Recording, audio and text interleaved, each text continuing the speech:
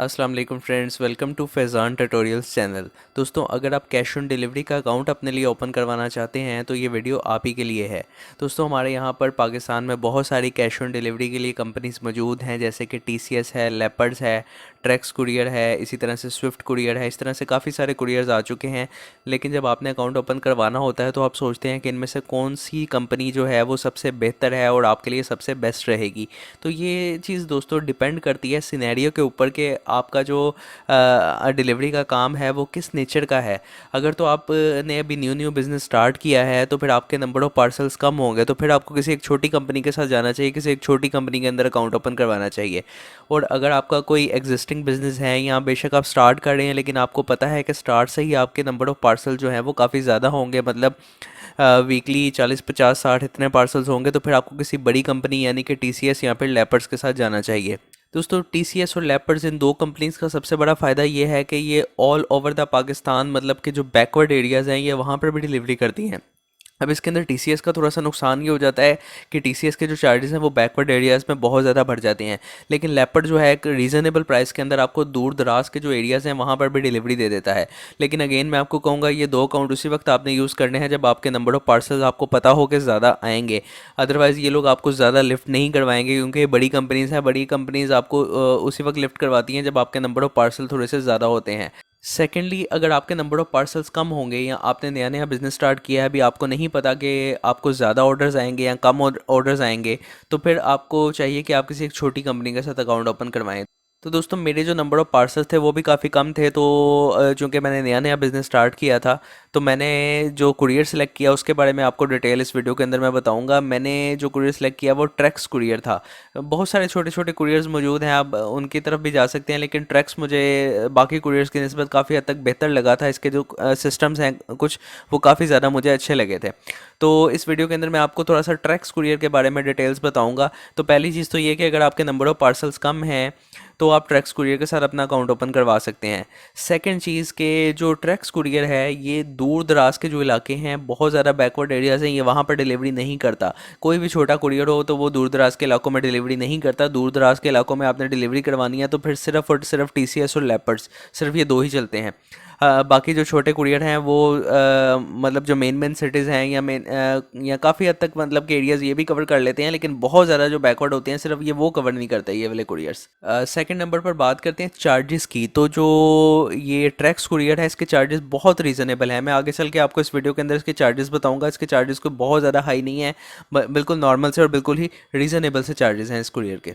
उसके बाद थोड़ा सा इसकी सर्विस की बात करते हैं। तो इनिशियली तो मेरा ट्रैक्स कुरियर के साथ बहुत अच्छा एक्सपीरियंस रहा। मैंने एक पार्सल सेंड किया यहाँ लाहौर से इस्लामाबाद की तरफ, तो जिस दिन मैंने पार्सल राइडर को दिया उसे नेक्स्ट डे ही डिलीवर हो गया कस्टमर को। मतलब इतनी एक्सेलेंट सर्विस के नेक्स्ट डे ही उसकी डिलीवरी पॉसिबल हो गई। उसके बाद कुछ दूसरे एरियाज थे। यार ये तो मेन सिटीज़ है ना, लाहौर और इस्लामाबाद। लाहौर से इस्लामाबाद जब भेजा तो ये तो मेन सिटीज़ दोनों आ जाती हैं। उसके बाद मैंने कुछ दूसरी सिटीज़ में पार्सल भेजा अपने लाहौर से, यानी कि मुजफ्फरगढ़ में एक मैंने पार्सल भेजा और दूसरा मैंने ननकाना साहिब में।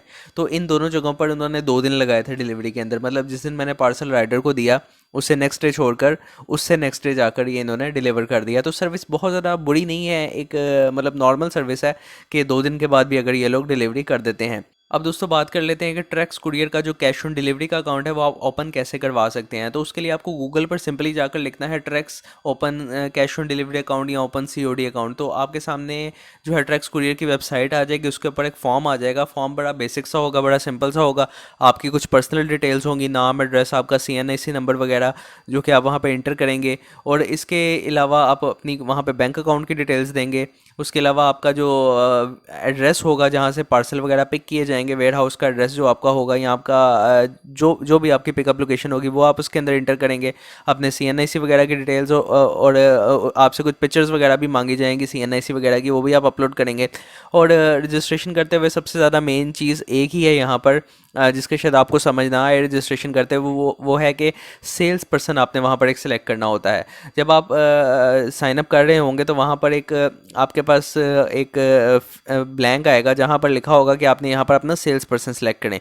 अब सेल्स पर्सन में काफ़ी ज़्यादा लोगों के नाम होंगे, अब आपको नहीं पता कि कौन सा सेल्स पर्सन आपके एरिया को डील करता है। तो अगर तो आप लाहौर में रहते हैं तो लाहौर के अंदर तो मेरा एक्सपीरियंस है, अदील शहराज नाम है सेल्स पर्सन का, आप उनको सिलेक्ट कर लीजिएगा। अगर किसी और सिटी के अंदर है तो आप रैंडमली कोई भी सेल्स पर्सन वहाँ पर सिलेक्ट कर सकते हैं। आप कोई भी एक सेल पर्सन जब वहाँ पर सिलेक्ट कर लेंगे तो उसके बाद में जब आप ये सारा का सारा फॉर्म फिल करके सबमिट कर देंगे तो 2 से 3 दिन के बाद आपको जो सेल्स पर्सन आपने सेलेक्ट किया होगा उसकी तरफ से कॉल आ जाएगी, यहाँ पर व्हाट्सएप पे वो आपसे कांटेक्ट कर लेगा। तो मेरे केस में ये हुआ था कि मैंने कोई रैंडम सेल पर्सन सेलेक्ट किया हुआ था, मुझे नहीं पता था कि लाहौर को कौन डील करता है।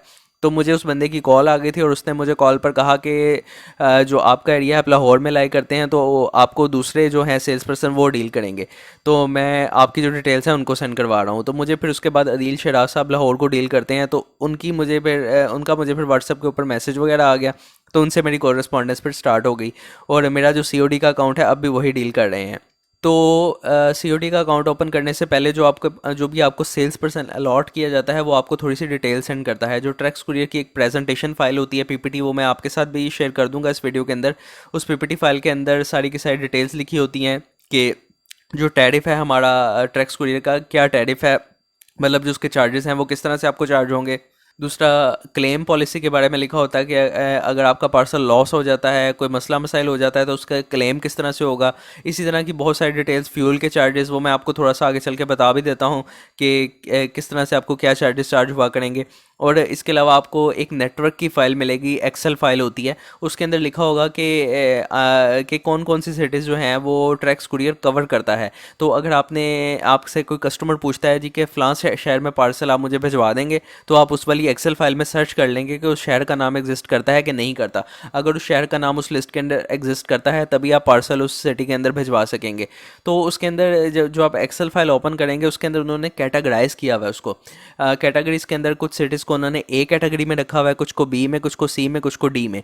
तो ये ए बी सी डी जो कैटेगरीज हैं ये ट्रैक्स कुरियर ने मतलब करीब होने के या दूर होने के लिहाज से कुछ उन्होंने सेटअप किए हुए हैं। जो डी हैं वो सबसे बैक वाले एरियाज़ हैं, जो ए हैं जो सबसे करीब वाले एरियाज़ हैं।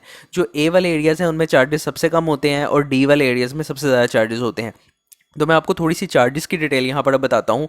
अगर तो आप with in the city tracks courier से पार्सल भेजते हैं, मतलब कि मैं अगर लाहौर में रहता हूँ, मैं लाहौर से ही लाहौर में पार्सल भेजता हूँ, तो मुझे उन्होंने 100 रुपीज़ चार्जेस बताए हुए हैं कि 100 रुपीज़ चार्ज होंगे, लेकिन एक्चुअल में 100 नहीं होते क्योंकि इसके ऊपर 18% फ्यूल टैक्स लगता है। जो फ्यूल टैक्स लगता है 18%, तो ये टोटल अमाउंट 118 रुपये आपकी बन जाती है। अब 118 रुपये जो अमाउंट है फ्यूल टैक्स मिलाकर इसके ऊपर आपको जीएसटी देना पड़ता है 16%। तो जब जीएसटी भी इसके अंदर ऐड कर लिया जाता है तो 137 रुपीज़ बनते हैं, जो कि टोटल फाइनली वो आपसे जो ट्रैक्स कुरियर है वो चार्ज करता है। मतलब कि जो टोटल अमाउंट आपकी है उसमें से 137 रुपये जो है जो सीओडी की अमाउंट होगी, जो पार्सल डिलीवर होगा with in the same city, तो जो टोटल अमाउंट होगी उसमें से 137 रुपये जो है वो ट्रैक्स कुरियर चार्ज करेगा फॉर द सेम सिटी। उसके बाद ए कैटेगरी पे आ जाते हैं, तो ए कैटेगरी का उन्होंने बताया हुआ है जी 140 रुपीज़। तो इसको जब आप ऐड करते हैं तो ये मतलब टैक्सेस ऐड करके और फ्यूल की कॉस्ट ऐड करते हैं तो ये 190 रुपीज़ फाइनल बन जाते हैं। इसी तरह बी कैटेगरी में 205 रुपये फाइनल बन जाते हैं, सी कैटेगरी में 219 रुपये, और डी कैटेगरी में यानी कि आप सबसे दूर जो सबसे इनकी दूर दराज कैटेगरी है उसमें भी अगर पार्सल भिजवाएंगे तो उसमें 233 रुपये बनते हैं। मतलब 137 रुपये से लेकर 233 रुपये के अंदर अंदर इनके जो है वो सेंडिंग के रेट्स हैं। मतलब मैक्सिमम रेट भी इनका 233 रुपये है, जो कि बहुत एक मुनासिब रेट है इनके कुरियर का। उसके बाद जो इनकी प्रेजेंटेशन फाइल है उसके अंदर आपको कुछ डिफरेंट पैकेज दिए जाते हैं। मतलब उसके अंदर सबसे पहले नंबर पर होता है रश के नाम से पैकेज। रश के नाम का जो पैकेज होता है वो 1 kg जो है 1 kg के जो पार्सल होते हैं 1 kg के अंदर अंदर उनको डील करता है। मतलब अगर आपकी जो शिपमेंट है वो चंद एक ग्राम्स की है, 500 ग्राम की है या 1 kg के अंदर अंदर है, तो आप रश वाला जो पैकेज है वो लेंगे। मतलब वो आप इनिशियली ही अपने सेल्स पर्सन को बता देंगे कि मुझे रश वाला पैकेज चाहिए या कौन सा चाहिए, या सेल्स पर्सन आपसे डिटेल भी पूछ लेता है कि जी आपकी कितने ग्राम की शिपमेंट यूजली हुआ करेगी। उसके बाद सेकंड नंबर पर एक सेवर प्लस नाम का इनका पैकेज है जो कि 5 किलो से 10 किलो को डील करता है। उसके अलावा एक और पैकेज है स्विफ्ट के नाम से, जो कि 3 kg के अराउंड अगर आपके पार्सल हैं तो फिर आप उसको यूज़ कर सकते हैं। तो मैंने आपको जो चार्जेस बताए हैं ये मैंने आपको रश के बताए हैं, जो कि 1 kg के अंदर अंदर जो है उसको डील करता है। उसके बाद जब ये आप सारी की सारी डिटेल्स हैं ये उनको बता देंगे, फिल कर लेंगे, तो उसके बाद वो आपको पूछेंगे जो सेल्स पर्सन होंगे कि हम आपको कस्टमर रजिस्ट्रेशन फॉर्म यानी कि CRF फॉर्म भिजवा दें। तो जब आप एग्री कर लेंगे ठीक है मैं इन टर्म्स पे एग्री हूँ, तो वो आपको CRF फॉर्म भिजवाएंगे। अब CRF फॉर्म क्या चीज़ है? कस्टमर रजिस्ट्रेशन फॉर्म है, उसके ऊपर आपकी सारी डिटेल्स लिखी होंगी, नाम, एड्रेस, आपका बैंक अकाउंट नंबर, इसी तरह से आपकी सारी डिटेल्स उसके ऊपर होंगी। उसी के अंदर फ्यूल के चार्जेस भी लिखे होंगे कि आपसे ये चार्ज हम करेंगे। उसी के अंदर क्लेम पॉलिसी भी लिखी होगी। बल्कि क्लेम पॉलिसी में आपको थोड़ा बताना भूल गया, क्लेम पॉलिसी इनकी है कि 25,000 रुपीज़ की जो अमाउंट है उससे बड़ा पार्सल आप भेजेंगे फिर आपका क्लेम बिल्कुल भी एक्सेप्ट नहीं होगा। आपका जो पार्सल है वो कहते हैं 25,000 से कम की अमाउंट का होना चाहिए। और 25,000 से कम की अमाउंट के अंदर भी इन्होंने बहुत सारी टर्म्स रखी हुई हैं कि मैक्सिमम 80% तक ये क्लेम जो है उसको अप्रूव करते हैं। तो क्लेम के लिए और भी इन्होंने बताया हुआ है कि जो ट्रैक्स के ओरिजिनल फ्लायर हैं या ओरिजिनल पैकेजिंग मटेरियल है वो यूज़ करें तब आपका क्लेम एक्सेप्ट होगा, या फिर कोई अप्रूव्ड फ्लायर हो। अप्रूव्ड का ये मतलब है कि आपने सेल्स पर्सन को बता दिया हो कि ये वाले फ्लायर मैं यूज़ कर रहा हूँ और वो कह दें हाँ ठीक है आप ये वाले फ्लायर यूज़ कर लें, तो इसी को अप्रूव्ड फ्लायर हम बोलेंगे। तो ये सारा का सारा सारी जो चीज़ें हैं ये आपके CRF फॉर्म के ऊपर जो क्लेम पॉलिसी है, जो आपके चार्जेस वगैरह हैं और आपका जो पैकेज है रश आप करवा रहे हैं, आपके CNIC की डिटेल्स, आपके बैंक की डिटेल्स, ये सारी CRF फॉर्म के ऊपर मेंशन होगी और नीचे जगह होगी आपके साइन करने की और NTN नंबर लिखने की। अब अगर तो आप एक इंडिविजुअल हैं तो आपको NTN नंबर से नहीं घबराना, आपको वो जगह खाली छोड़ देनी है, NTN के बगैर भी आपकी रजिस्ट्रेशन हो जाएगी। लेकिन अगर आप ये आपका बिजनेस रजिस्टर्ड है, NTN नंबर है आपके पास, तो फिर आप वहाँ NTN नंबर लिख लीजिएगा ताकि उसका भी आपको कुछ ना कुछ बेनिफिट हो। और उसके बाद आपने उस फॉर्म के नीचे साइन कर देने हैं और साइन करने के बाद आपने उसको स्कैन करके वापस इनको भिजवा देना है।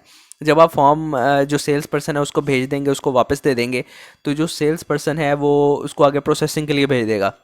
तो वो फॉर्म आगे जाता है, आगे 2-3 डिपार्टमेंट में जाता है, फाइनेंस वगैरह वालों के पास, तो वो मतलब बैंक वगैरह के डिटेल्स वेरीफाई करते हैं। सारा कुछ वेरीफाई करने के बाद तकरीबन कोई 1 हफ्ते के बाद जाके आपका जो अकाउंट है वो ओपन हो जाता है। उसके बाद आपके जो यूज़र नेम पासवर्ड हैं जो आपने इनिशियली अकाउंट बनाते हुए लिखे होते हैं उनके थ्रू आप फिर पोर्टल में रजिस्ट्रेशन कर सकते हैं। तो जब आप पोर्टल के अंदर रजिस्ट्रेशन आपकी कंप्लीट हो जाती है तो आपका जो सेल्स पर्सन है आपको गाइड करता है कि आपने पैकेजिंग मटेरियल कहाँ से ऑर्डर करना है, और पैकेजिंग मटेरियल के साथ साथ दूसरा वो आपको गाइड करता है कि कोई ऑर्डर अगर आपको आ जाता है, वो आपको सारी वीडियोस दे देते हैं इस चीज़ की कि कोई ऑर्डर आता है तो आपने उसको कैसे प्रोसेस करना है। तो पैकेजिंग मटेरियल का तो मैं आपको बता देता हूँ, इनका जो जब आप इनको लॉगिन करेंगे इनकी वेबसाइट जो है, तो वहीं भी पैकेजिंग मटेरियल ऑर्डर करने का ऑप्शन आ जाता है। वहाँ ट्रैक्स के फ्लायर्स भी मौजूद हैं, वहाँ ट्रैक्स के बॉक्सेस भी मौजूद हैं, तो वो आप अपनी ज़रूरत के मुताबिक ऑर्डर कर सकते हैं। उनकी प्राइस आपके सामने आ जाएगी, वो आप COD के तौर पर भी अपने घर पर मंगवा सकते हैं और उनकी आप पहले भी पेमेंट कर सकते हैं। तो मैं आपको ये कहूँगा कि अगर तो आपके ज़्यादा ऑर्डर्स हैं फिर तो ठीक है, पैकेजिंग मटेरियल जो है ये ट्रैक्स वालों को ऑर्डर कर लें। लेकिन अगर आपके कम ऑर्डर्स हैं, बहुत ज़्यादा नहीं है, तो आप प्लेन फ्लैट्स या कोई भी प्लेन किस्म के बॉक्सेस यूज़ कर सकते हैं। अब ये जितनी भी कुरियर कंपनीज़ हैं या दराज हैं या जो भी कुरियर कंपनीज़ हैं हमारे यहाँ पाकिस्तान के अंदर, उनका ये रूल है कि जी ये हमारे आप जो प्लेन फ्लैट्स हैं उनके अंदर आप पार्सल डाल के भेज सकते हैं, आप किसी और कंपनी के फ्लैट यूज़ नहीं कर सकते। ये इनका एक रूल होता है, मतलब या तो आप ट्रैक्स के फ्लैट यूज़ करें या आप बिल्कुल प्लेन फ्लैट यूज़ करें। उसके अलावा तीसरे नंबर पर आपके अगर अपने ब्रांड के फ्लैट हैं, मतलब आप एक ब्रांड को रन कर रहे हैं और उसी ब्रांड के अपने फ्लैट हैं, तो वो भी आप यूज़ कर सकते हैं। तो इस तरह से कुछ पैकेजिंग मटेरियल्स हैं जो कि यूज़ किए जा सकते हैं, और कुछ जो हैं मतलब कि जो दूसरे ब्रांड के फ्लैट वगैरह या बॉक्स आपके पास पड़े हुए हैं वो आप यूज़ बिल्कुल भी नहीं कर सकते। उस केस में आपका हो सकता है वो पार्सल होल्ड कर लें, अपने पास ही रख लें, आगे भेजें ही ना, या फिर आपको क्लेम पॉलिसी के अंदर वो इशू कर सकते हैं। दूसरा, अगर आपको किसी कस्टमर से ऑर्डर लेना है तो आपको कस्टमर से क्या क्या डिटेल्स मांगनी है। आप उस कस्टमर को कहेंगे अपना कंप्लीट नाम प्रोवाइड करे आपको। उसके बाद आप कस्टमर का एड्रेस लेंगे, कंप्लीट एड्रेस, उसको कहिएगा कि एग्जैक्ट हर एक चीज़ उसके अंदर मेंशन करे क्योंकि फिर राइडर्स को प्रॉब्लम होता है। और तीसरे नंबर पर उसका फ़ोन नंबर। ये 3 चीज़ें आपने कस्टमर से लेनी होती हैं जब भी आपने किसी कस्टमर को COD का पार्सल भिजवाना होता है। उसके बाद आप पोर्टल ओपन करके वहीं से COD की बुकिंग कर सकेंगे। जब बुकिंग आप करेंगे वहाँ पर आपने कस्टमर की सारी डिटेल्स लिखनी है, नाम, एड्रेस और मोबाइल नंबर। इसके अलावा आपकी जो आइटम है उसके अंदर रखी हुई है उसकी डिटेल्स, उसकी पार्सल की वैल्यू क्या है, और COD का पार्सल आप भेज रहे हैं या फिर वो पहले से पेड है। पेड पार्सल भी इसके थ्रू चले जाते हैं, मतलब कि ज़ीरो अमाउंट के साथ आप उसको भिजवा सकते हैं। दूसरा, मुझे ट्रैक्स कुरियर की कुछ चीज़ें बहुत अच्छी लगी हैं। इसके अंदर एक रिवर्स पिकअप का भी ऑप्शन है। अगर आपने पार्सल किसी को भेज दिया है आपने वो वापस मंगवाना है तो आप रिवर्स पिकअप वहाँ पे सिलेक्ट कर सकते हैं। तो वो पार्सल आपको कस्टमर से पकड़ कर वापस आपके घर तक पहुँचा देंगे और उसके आपसे चार्जेस ले लेंगे। इसके अलावा एक और इसमें बहुत अच्छी सर्विस है ट्रैक्स कुरियर के अंदर, जो कि मेरा नहीं ख्याल कि कोई और कुरियर सर्विस यहाँ पर दे रहा है पाकिस्तान के अंदर। वो रिवर्स पिकअप का ऑप्शन, सॉरी रिवर्स पिकअप का नहीं, वो तो मैंने आपको पहले ही बता दिया है। वो ओपन पार्सल का ऑप्शन है। ओपन पार्सल क्या चीज़ है जी कि फॉर एग्जांपल आप कहीं शॉपिंग करने जाते हैं, आपके सामने 3 या 4 चीज़ें होती हैं, आपने उनमें से सिलेक्ट करना होता है कि जी ये वाली चीज़ मैंने लेनी है, ये 2 नहीं लेनी।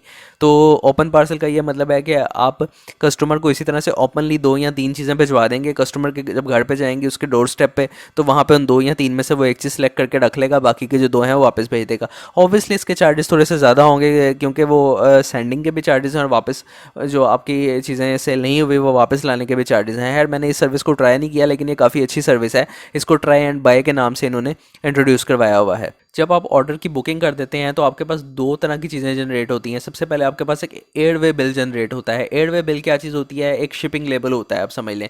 वो जो एयरवे बिल या शिपिंग लेबल होता है वो आपने फ्लायर के अंदर लगा देना होता है, या फिर अगर आप बॉक्स में पैकिंग कर रहे हैं तो वो आपने बॉक्स के ऊपर लगा देना होता है। उसके बाद आपने एक रिसीविंग शीट जनरेट करनी होती है। जो रिसीविंग शीट है वो आप रिसीविंग शीट का वहाँ पर ऑप्शन आएगा, वहाँ से इजीली जनरेट कर लेते हैं। रिसीविंग शीट्स के आपने 2 प्रिंट निकालने होते हैं। एक प्रिंट आपने अपने पास रखना होता है और एक आपने जो राइडर आपसे पिक करने के लिए आता है उसको दे देना होता है। तो एक के ऊपर वो आपको साइन करके ना रिसीविंग दे देता है, और आपने साइन लाजमी करवाने हैं रिसीविंग लेते हुए, क्योंकि अगर आपने साइन ना करवाए रिसीविंग लेते हुए और पार्सल आगे जाके गुम हो गया तो आप क्लेम नहीं कर सकेंगे। ये इस चीज़ का प्रूव होता है कि आपने जो पार्सल है वो आगे दे दिया है, और जो राइडर है वो एक्नॉलेज करता है कि मैंने पार्सल ले लिया है, और वो जो पार्सल होता है फिर आपकी मलकियत से निकल कर राइडर के पास चला जाता है। मतलब कि वो राइडर है वो उसको ऑन करता है। दूसरा, अगर आप चाहते हैं कि आपका सेम डे में पिकअप हो जाए, जिस दिन आपने जो पार्सल बुक किया है उसी डे में पिकअप हो जाए, तो इनकी पॉलिसी है कि आप दोपहर को 1 बजे से पहले पहले अगर पार्सल बुक करवाते हैं तो फिर आपका सेम डे में पिकअप हो सकता है। लेकिन अगर आप 1 बजे के बाद पार्सल बुक करवाते हैं तो फिर आपका सेम डे नहीं, फिर आपका नेक्स्ट डे में पिकअप होगा। लेकिन रियल में ऐसा नहीं होता। मतलब अगर आप 2 बजे भी पार्सल बुक करवा देते हैं और राइडर को आप बुला लेते हैं, राइडर आ जाता है आपके पास, तो फिर आपका सेम डे भी पिकअप हो सकता है, फिर कोई प्रॉब्लम वाली बात नहीं होती। ये जस्ट इनकी एक पॉलिसी है। दूसरा ये कि जब पार्सल आपने पैक कर लिया, आपको ऑर्डर आ गया, पार्सल पैक करके आपने रख लिया है, अब आपने ये राइडर को देना किस तरह से है पार्सल? असल चीज़ ये है, अब जो हम जब बुकिंग कर लेते हैं पोर्टल पे, तो सीओडी के जिन्होंने नए नए अकाउंट बनाए होते हैं वो यूजुअली समझ रहे होते हैं कि मैंने वहाँ पे बुकिंग कर ली है तो शायद राइडर खुद ब खुद आ जाएगा या मेरे से कांटेक्ट कर लेगा। तो ऐसा नहीं होता, राइडर को आपने खुद कांटेक्ट करना होता है, खुद अप्रोच करना होता है। तो आप अपने सेल्स पर्सन को बोलेंगे कि मुझे कोई राइडर का नंबर वगैरह प्रोवाइड करें, तो आपका जो सेल्स पर्सन है वो आपको पिकअप कोऑर्डिनेटर का नंबर प्रोवाइड करेगा। तो पिकअप कोऑर्डिनेटर हर सिटी के अंदर होते हैं। हमारे यहाँ लाहौर के अंदर भी दो पिकअप कोऑर्डिनेटर हैं, क्योंकि लाहौर के अंदर 2 ऑफिसेज हैं।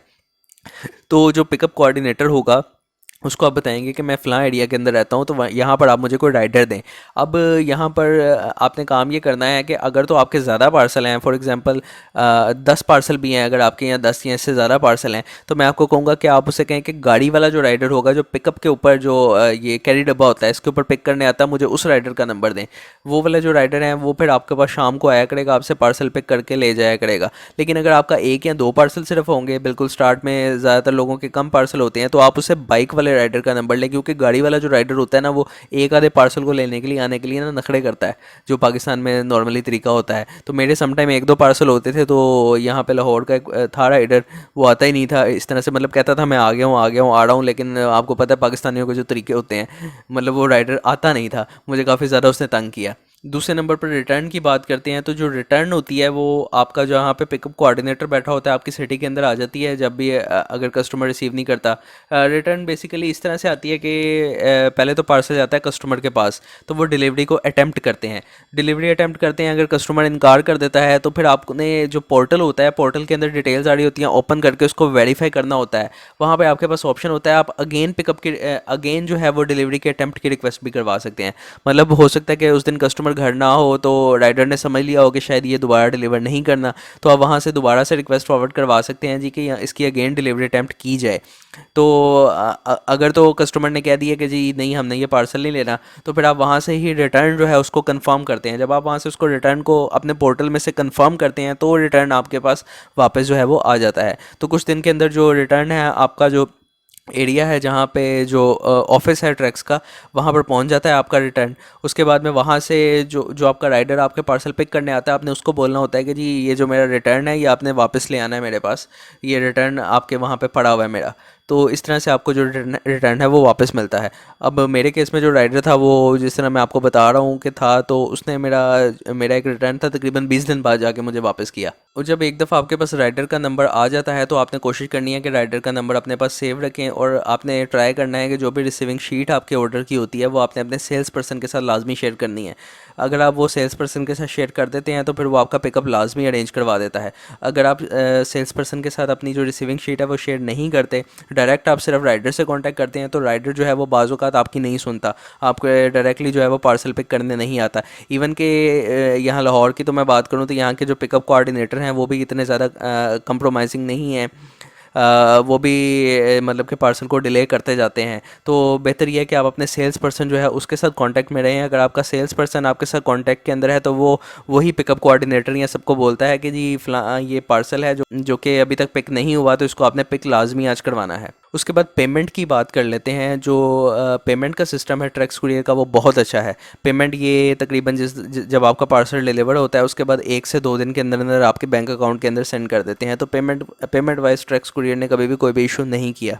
चलिए, ये तो कुछ अच्छी बातें थी। अब थोड़ा सा नेगेटिव चीज़ें भी मैं आपको ट्रैक्स कुरियर के बारे में बता दूं, जो कि मेरे एक्सपीरियंस में आई हैं। सबसे पहली चीज़ तो यही कि जो गाड़ी वाले राइडर होते हैं वो आपकी सुनते नहीं हैं, पार्सल को डिले करी जाते हैं। तो मेरे इस तरह से काफ़ी पार्सल डिले हुए, कस्टमर वेट कर रहा होता है लेकिन ये राइडर जो है वो कहते हैं नेक्स्ट डे आऊँगा, या कहते हैं मैं आज आ जाऊँगा, आज पिक कर लूँगा, लेकिन नहीं पिक करते। इवन के जो पिकअप कोऑर्डिनेटर हैं, कोऑर्डिनेटर के पास राइडर बैठा हो, मैंने उस वक्त भी बात की है, तब भी जो राइडर होता है तब भी अपनी अपनी मनमानी करता है, तब भी नहीं आता।